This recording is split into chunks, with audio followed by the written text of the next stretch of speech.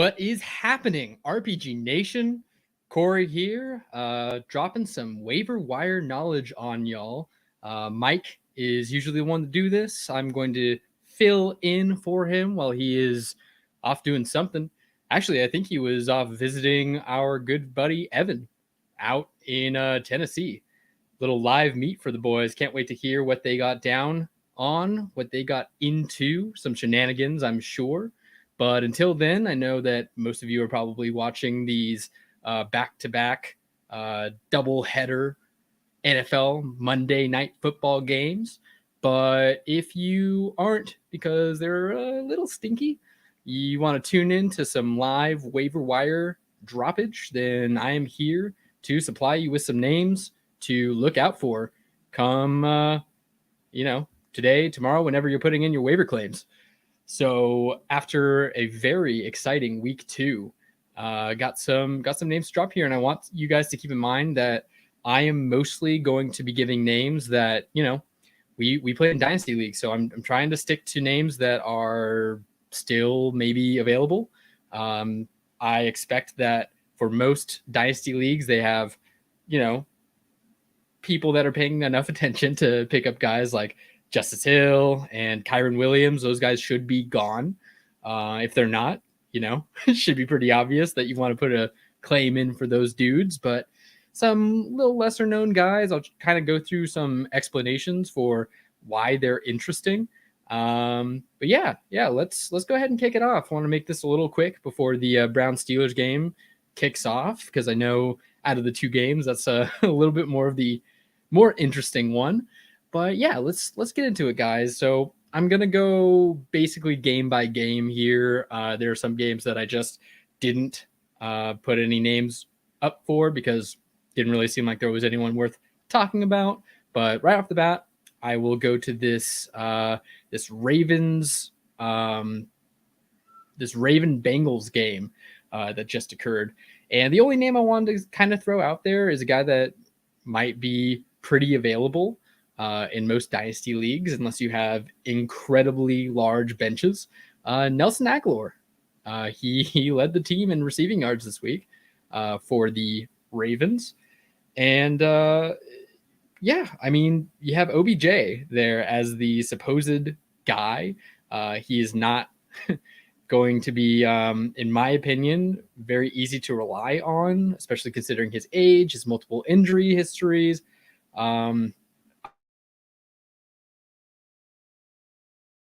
It's not like it's something that they're super worried about, but I think that especially if you're in some deeper bench leagues and if you are just trying to pick a guy that you might have a little flexibility week to week, especially if he becomes like a de facto wide receiver 2 for the team. Now, granted, it's the Ravens; they don't pass a lot, but if you were somehow clairvoyant and thought about some Nelson Aguilar for your flex this week, you weren't disappointed. 5 for 63 and a touchdown, ain't too shabby. So I think he's a guy that you could maybe get for free or throw $1 on it, see what happens.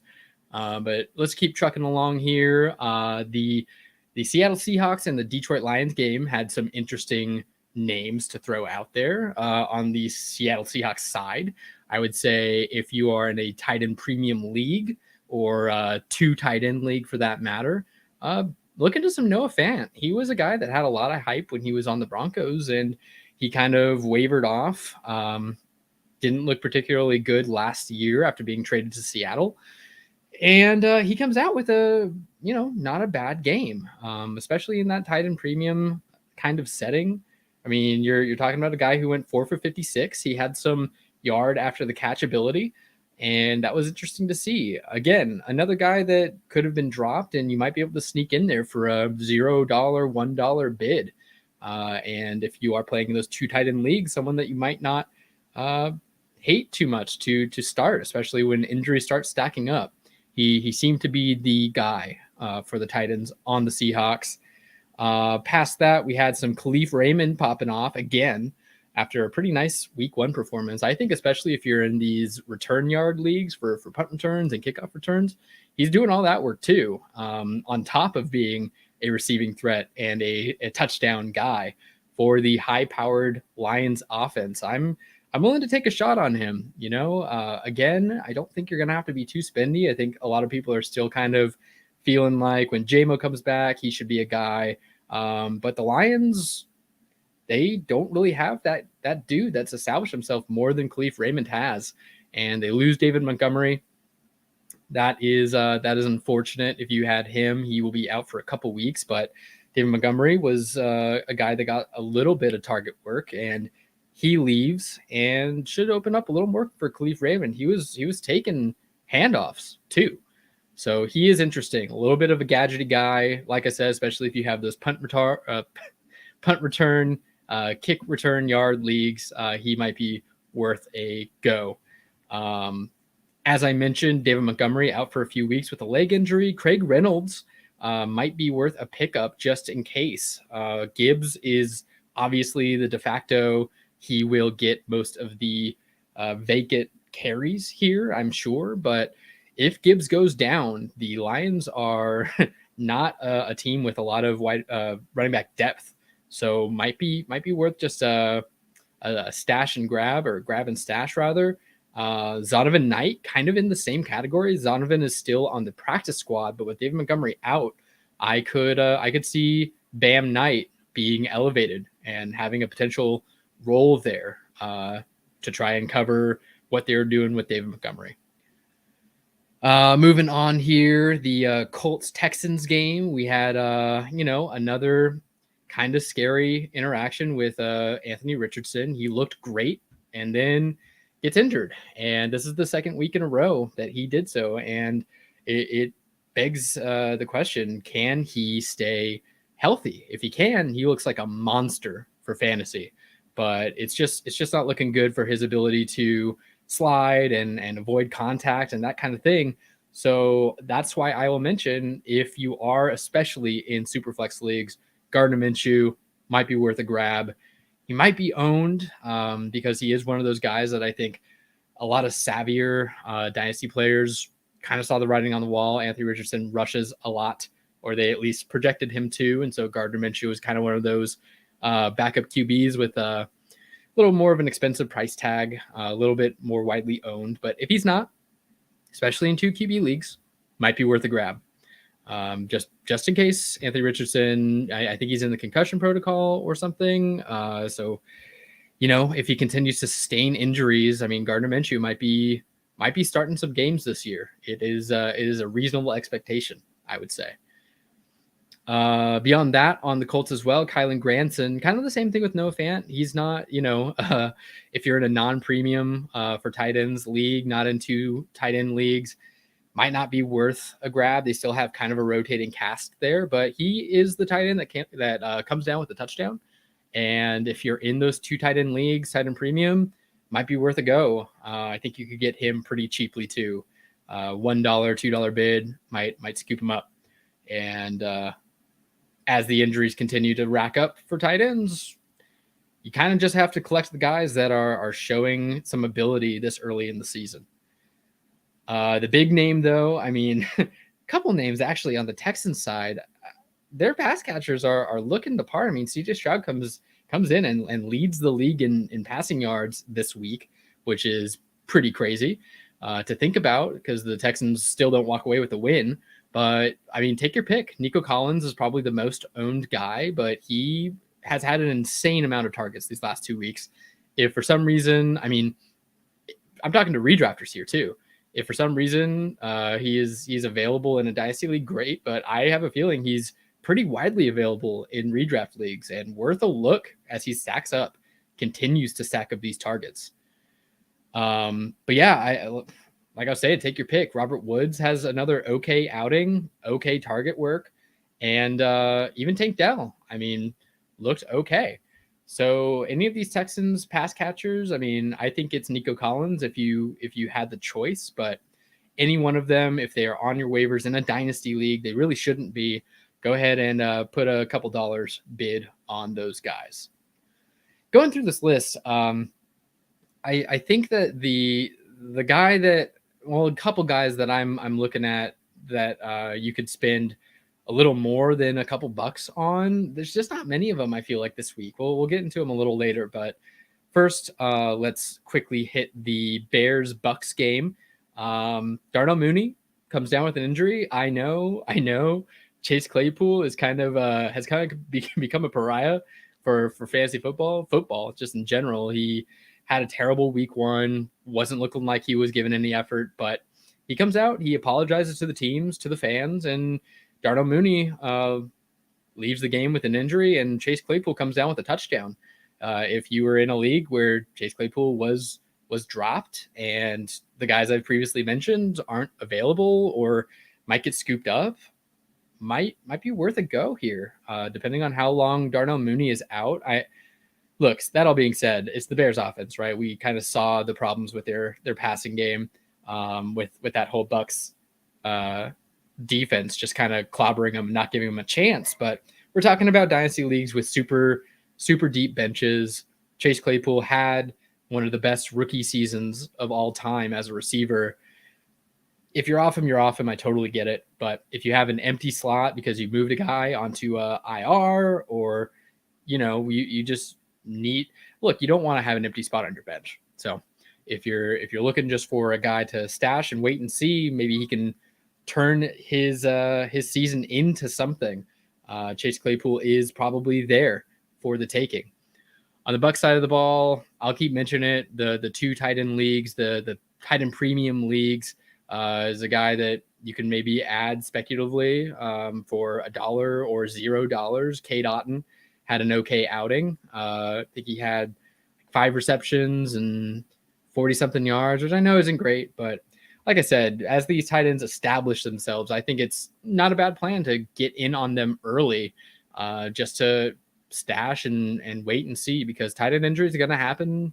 And if you're in these 2 tight end leagues, especially, you're going to need some fill-ins. The other guy to mention here, I would say, is Sean Tucker. If he is still available in a dynasty league, that's probably asking a lot. He was a guy that was, a 5th round darling if you had 5th round rookie drafts. He is a really great athlete. I mean, the metrics speak for themselves. And Chase Edmonds goes down with an injury that should sideline him a couple weeks. So Rachaad White, if he continues to get all the work he's getting and can't take all the heat, all the beatings, Sean Tucker might see more and more looks. So it might be worth another speculative ad. Moving forward here to the Packers-Falcons game, a couple interesting names here. Mac Hollins, I think that he's another guy that probably taken in a dynasty league with deeper benches, but he looked okay. He had a touchdown that got called back that, in my opinion, looked pretty good, but one foot was a little over the white line in the end zone. Didn't bring it down all the way, but he looked pretty electric. Didn't get a ton of work, but I like what I saw. Might be worth a go. And the other one here was Jaden Reed. Again, I mean, probably taken in the rookie draft. He was pretty highly drafted by the Packers, but he looked great. And if they continue to deal with injuries of Christian Watson, and I mean, Dobbs to me is still just kind of a guy. I see some good things with Jaden Reed. He was getting some jet sweeps and some carries and took home a couple touchdowns. And definitely, if he somehow got dropped, or if you're in a redraft league with some deeper benches, he might be worth a shot. Moving forward here, this is kind of one of the ones that I was talking about when I'm looking at guys that you could spend a little more of your fab on, coming from week 2. I mean, Saquon Barkley goes down with what I think a lot of us feared to be a pretty serious injury. It has since been kind of downplayed as a more minor ankle injury. And I mean, with that being said, the Giants, they're going to need a guy pretty quickly here to take some snaps while Saquon Barkley is on the mend. And Matt Breida looked the part. Pretty widely available, I would say, in dynasty leagues, unless they have crazy large benches. Redraft leagues as well. And I think that the Giants will and have leaned on Matt Breida. He has looked okay when Barkley has been out in the past, and he should be the incumbent RB1 on that Giants team. I think they sort of came to life in that second half against the Cardinals. So I think Matt Breida is one of those guys that he's probably the premium ad here if he is available in your leagues. Besides that, another guy, rookie, probably not available because I'd imagine he was taken in rookie drafts this season. Maybe available in some redraft leagues, though. Jalen Hyatt looked awesome. He had a couple grabs for just insane yardage. Looks like that guy that can give you some big playability. If you need that boom bust in your flex, Jalen Hyatt's available. I would definitely be putting a claim in on him. In the same vein, let's take it to the Commanders and Broncos game. Marvin Mims wasn't on the field a lot, but the grabs he had were game-changing. Almost got the Broncos the win there. Came up a little short on the 2-point conversion, but Marvin Mims, if he is available in a dynasty league, he really shouldn't be. He should have been taken in rookie drafts, but even for redraft league, he might be worth that boom bust ability. He looked like he was on the same page with Russell Wilson in a major way, with Jerry Jeudy dealing with injuries and the rest of the wide receiver core in Denver just not looking awesome. I think Marvin Mims is definitely worth an ad if he is available. A couple of lower profile names for the Jets-Cowboys game. Tyler Conklin looked like the kind of the safety valve tight end for Zach Wilson, as much as that is worth, which isn't maybe a ton, but tight end premium, 2 tight end leagues, should be rostered either way. $1 bid should get you some Tyler Conklin if he is there. Jalen Tolbert for the Cowboys is also a name I would keep my eye on. Only if you really have an empty spot, if you can't get the rest of these names that I've mentioned that are worth more of a premium ad. Jalen Tolbert had a lot of snaps, had a lot of routes run for the Cowboys. And Brandon Cooks should be sidelined a couple more weeks at least. Michael Gallup, not really looking like I think a lot of Michael Gallup believers wanted him to look with that absence of Brandon Cooks. So Jalen Tolbert might be worth a stab. He has pretty decent physical traits. And if he can take another step, I think he might have some fantasy points to offer your team. Last game I'll talk about here was the Dolphins-Patriots game. I will just mention 2 wide receivers coming off of the news that Jalen Waddle is in the concussion protocol. I think he'll probably be fine. He didn't look to be, seriously banged up or anything. I think he'll probably be out there. But a couple guys that are sort of making a name for themselves is River Craycraft and Braxton Berrios. I think Braxton, specifically, if you have those kick return, punt return, yard points in your league, he seems to get most of that work. So I think he's even more of an ad there. But if the news comes down that Jalen Waddle isn't ready for their game next week, I think one or either of these guys, look, this whole team is just speed. And these guys have it. So if they need to fill in, I wouldn't expect a world-beating stat line, but might be worth a go. Especially in one of those waiver weeks where, like I said, there's not like a ton of premium ads here. Not like last week when you could have gotten Justice Hill and Kyron Williams and Puka Nacua. All those guys should be gone. So with that in mind, the only other one maybe still available, shouldn't be after his tight end 1 performance last week. But especially in redraft leagues, Hunter Henry is making a case here for a top 5 tight end. After back-to-back weeks of touchdowns and wide use. If somehow he's available in your dynasty league, he should not be. Get him. If he's available in your redraft league and you lost, a Greg Dulcich or you didn't take a tight end in that presumptive top 5 guys, Hunter Henry might be worth a go because he looked like a safety valve for Mac Jones, and they look like they are going to definitely have him heavily involved in this offense. But that's it, guys. Obviously, I'm not including the games that are happening right now because they're happening right now. But I am sure that we will talk about any guys from tonight that flash on our show tomorrow. And I just wanted to mention before I sign off here, just noticed that we hit 1,000 followers on X. That's incredible. I never thought that we'd be getting 1,000 followers anywhere, But I'm super, super humbled and grateful that any of you guys check us out, listen to our show, include us in your lives in any way, shape, or form. I feel incredibly lucky. It is super, super awesome. And I look forward to just bringing you guys more of our particular brand of fantasy football analysis. So thank you guys for stopping by and checking it out. I think Mike should be back for his waiver show next week. I'm just to fill in here, but if you liked what I did more than what Mike did, let me know. Let us both know. Blast us on X because I love to hear it.